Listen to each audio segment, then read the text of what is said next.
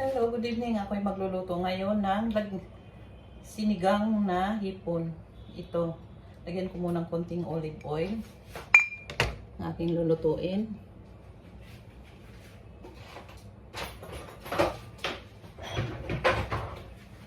Tapos luya muna.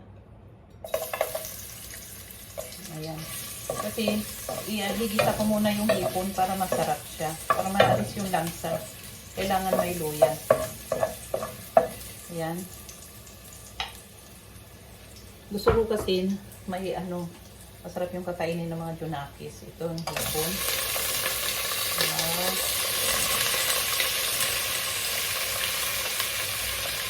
Ayan.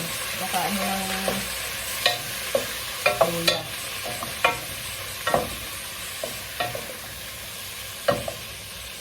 Gigisa ko mamaya tatanggalin ko rin yan. At ilalagay ko ito kamatis at sibuyas.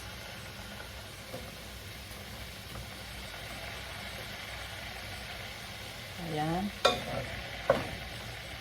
Kasi mas masarap kasi siya nagisa. Konti naman ng oil. Olive oil naman ang gamit ko.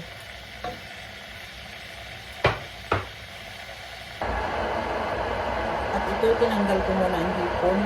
May gisa ko. At ilagay ko na itong radish. Ayan.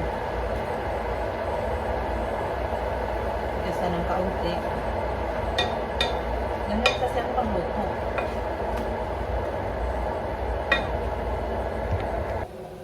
At lagyan ko ng itong tubig. Pinakuluan ko ng tubig.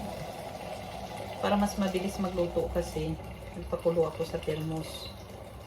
Sa kettle. Hindi pala thermos, kettle. Sorry. Tatarong.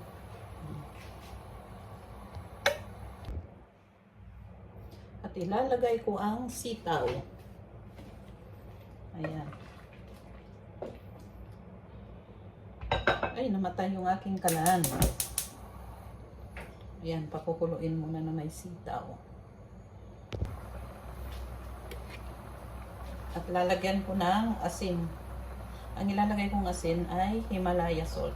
1, 2, 3, 4, 5, 6. Maliit lang kasi ng aking scoop lang naman yan. Tapos lagyan kong konting-konti lang na ground pepper. Ang isang scoop din para maglasa naman na Yan.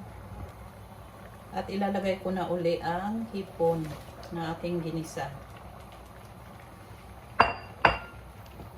Ilagay ko na rin itong okra.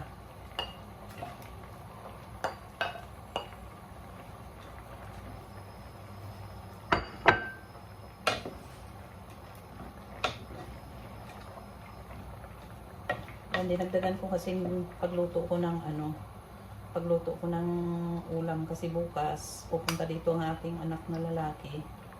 Gusto ko rin makakakain siya kasi walang oras yun na magluluto.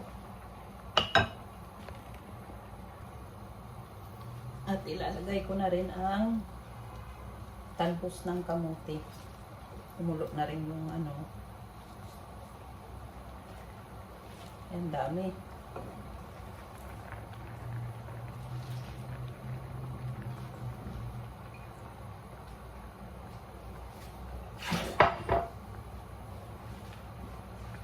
Diba, ang dami kong niluto. Kasi, para yung aking dalawang anak makakakain pa bukas.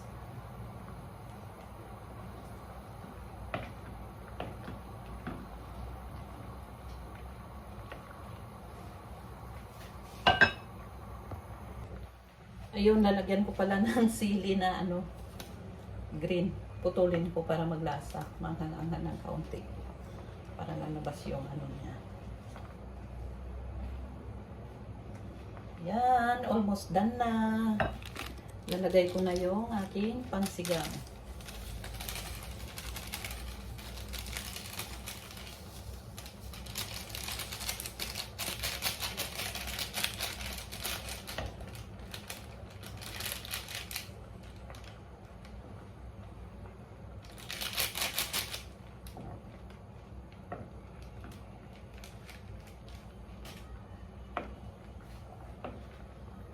Sarap na.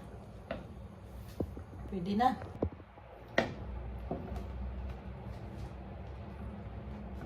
Ayan, sarap ng aking sinigang.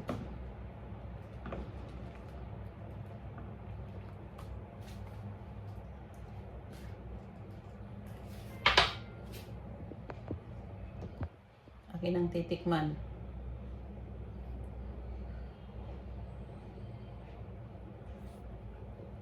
Ay, sarap talaga, super. Ayan na. Ready to eat na. Ayan, ready to eat na. Thank you for watching, guys.